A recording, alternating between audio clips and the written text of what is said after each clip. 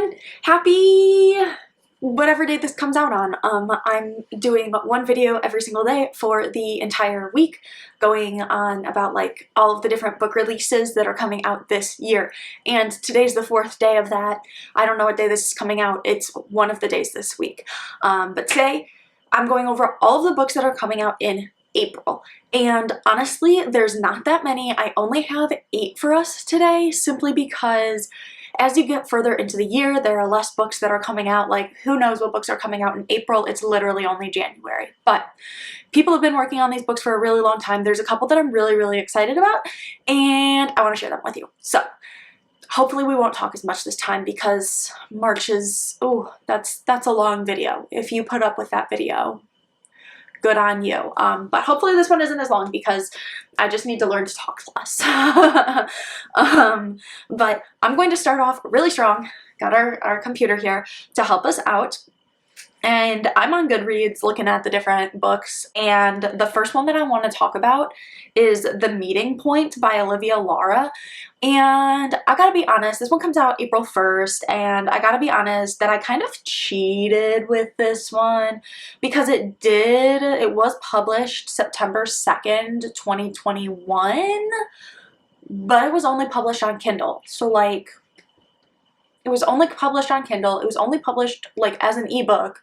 So that doesn't count to me. It doesn't count. If your book is not there, it doesn't count. I want a physical copy of it. So I don't know. Technically it's been published, but I wanted to talk about it anyway because I only have 8 books for you today. Also my cats are in the background. Okay, they've been in the background of every single one of these videos, and all of them have been fine, except for now we're into April, and now they're being little heathens. Also, if you haven't met him, this is Grammy. Hi, Gremlin. And I adopted him, and now he is mine forever, and I love it. Back to the book. So, we have The Meeting Point by Olivia Lara, and it came out on Kindle, but it has not come out in paperback yet.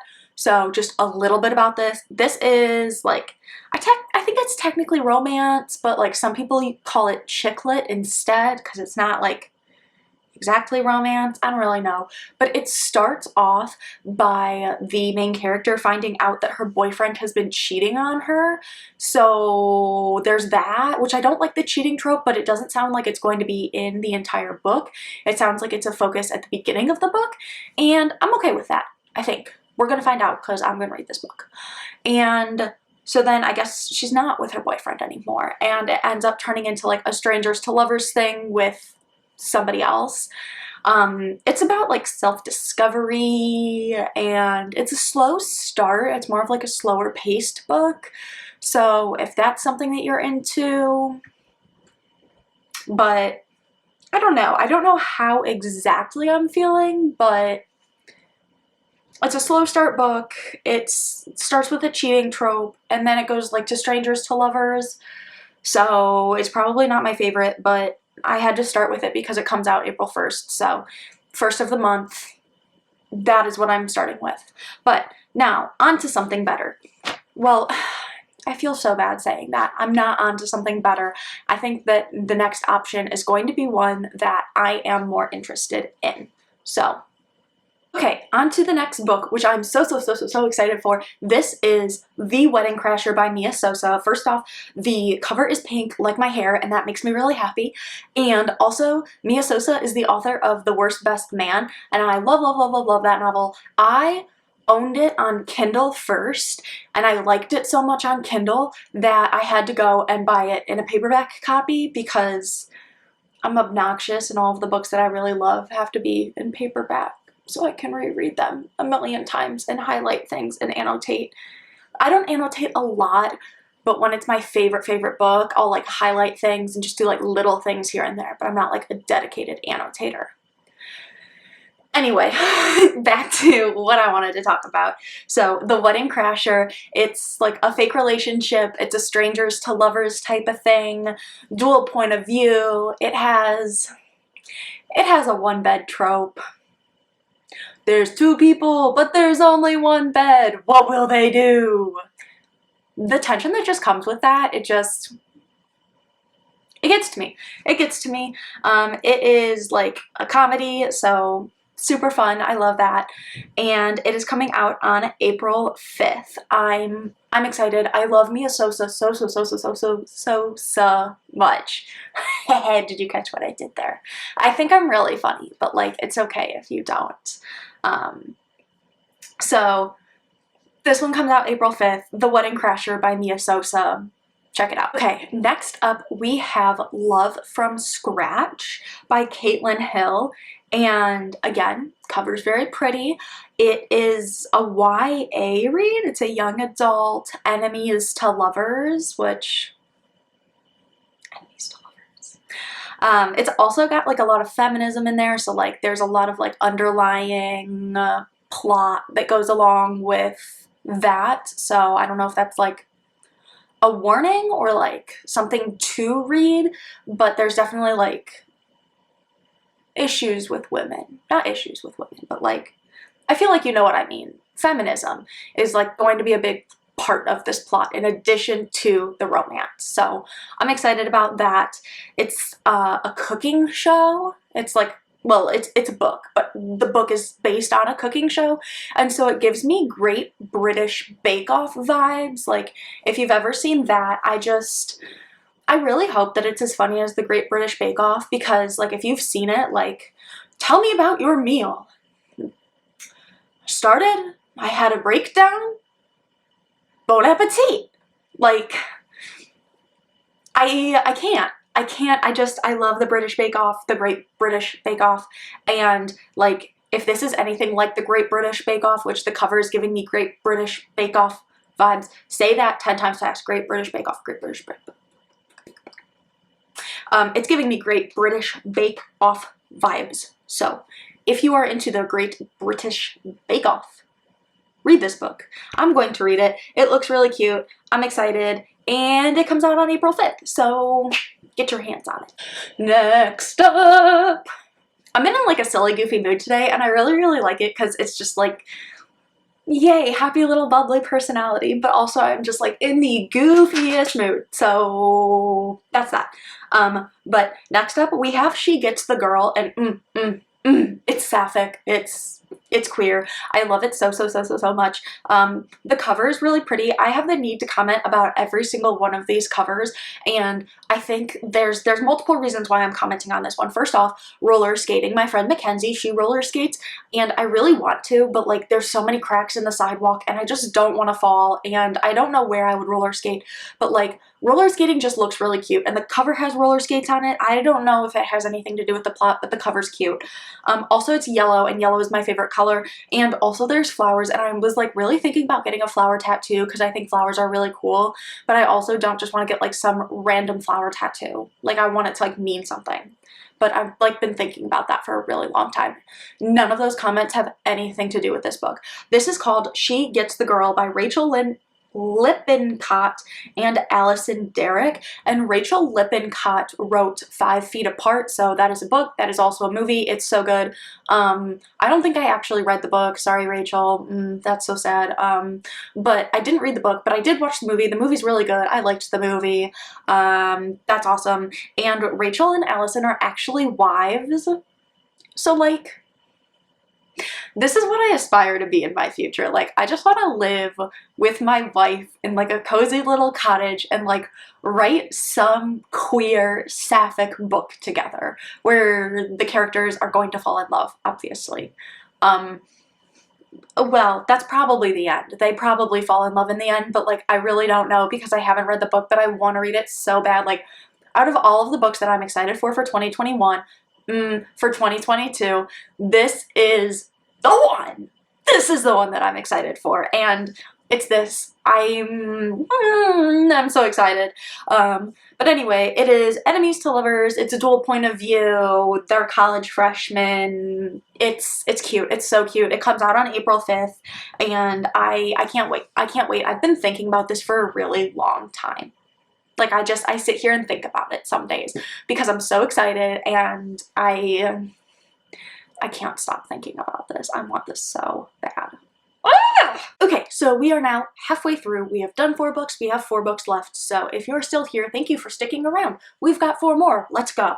This is called This May End Badly by Samantha Markum. And it is about, like, it's a prep school, fake dating type of situation where, like, the prep school is combining the girls and the boys. And so it's like an all-out prank war.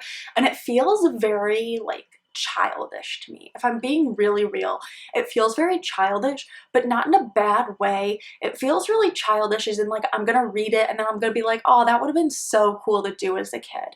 You know, when you read books and you're reading a book and you're like, wow, if only I would have done this as a kid, or like, oh, I'll do that when I grow up. Like something really cool, like the characters are like skydiving or like pranking at their high school or something like that. Like, I never did any pranks at my high school, but wouldn't it have been cool if I did?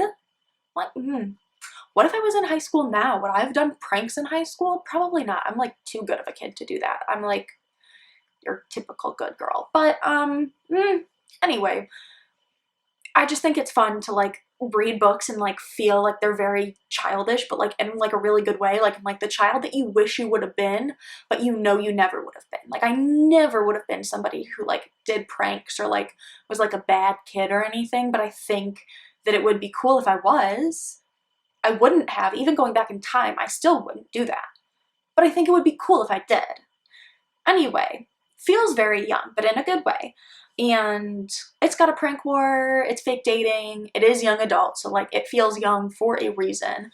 And it is at a prep school. I will say, like, a trigger warning, it is like has underlying themes of sexual assault.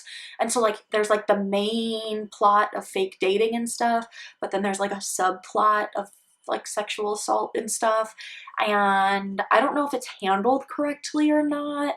Some of the reviews and some of the things that people are saying about it are really mixed. So I don't know how you feel about that. I mean, I'm taking their opinions with a grain of salt, but also like knowing how carefully those things need to be handled, it's a big deal for me. So I don't know. I don't know how I feel about it. I think that I need to read it myself before like making any final decisions, but it is one that's on my want to read list. It's on my TBR, kind of lower down, but I'm still excited for it to come out. And this comes out on April 12th. So. And now we have The No-Show by Beth O'Leary. And Beth O'Leary also wrote 2 other books. She wrote The Road Trip, and I think she wrote one other one that I really can't remember. Oh, The Flat Share. She wrote The Road Trip, and she also wrote The Flat Share. And so this one is The No-Show, and it's all about like Valentine's Day and how like this one man is like has no-showed every single person. There's 3 different people, there's 3 different women, and one person, one missing man, like stands all 3 of them up. And again, there's not a lot of people who have said things about this, so I can't tell like if the one man is cheating on the 3 women or like why he stands each of them up. Like, what's going on? There's not enough information about this book for me to like know what's going on at all. I have no clue what's happening in this, but I don't know. People like Beth O'Leary, so I put it in here. I don't know how I feel about it, but I've heard it's heavier than her other things. It's a little bit slower paced than her other things, so it is a little bit of a different vibe.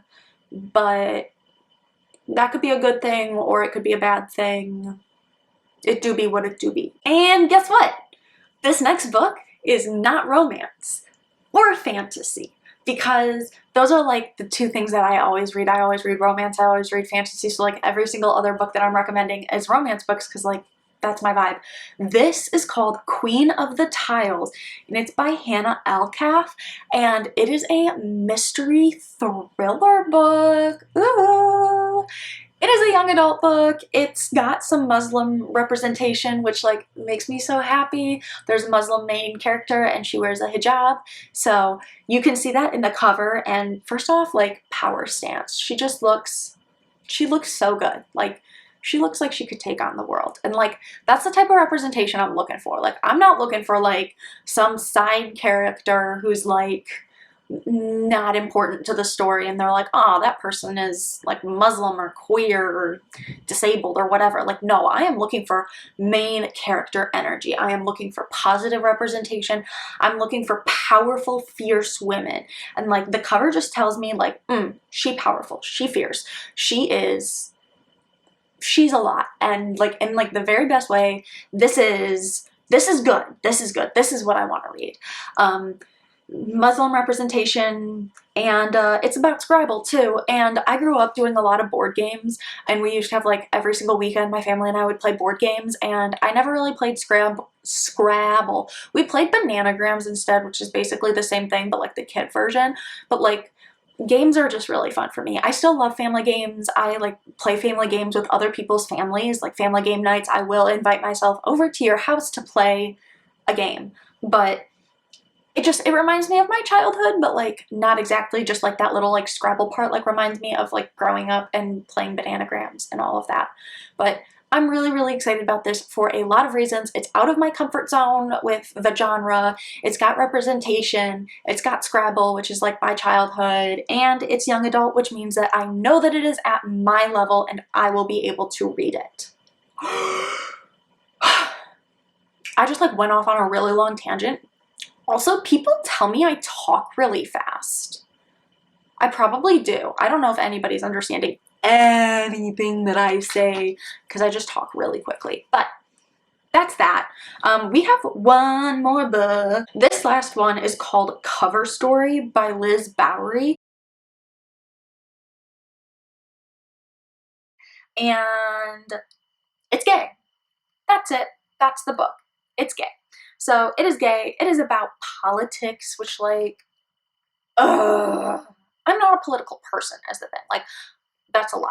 I am like a political person, but like, I'm the type of person who's like, let's not talk politics because like you rub me the wrong way and I'm just like, I feel uncomfortable. I don't want to talk to you anymore. So like, books that are about politics or like have like political like sub-theming, like, it makes me a little nervous just because like, politics, if you do it the wrong way, you're doing it the wrong way. Like, I feel like it's very easy to mess that up, and I feel like I'm probably just a little too sensitive when it comes to politics, but it's a very big thing. Politics in general is a very big thing, so there's that. But it is fake dating, it is politics, it is queer, it has asshole characters. That is what I've been told. There are complete asshole characters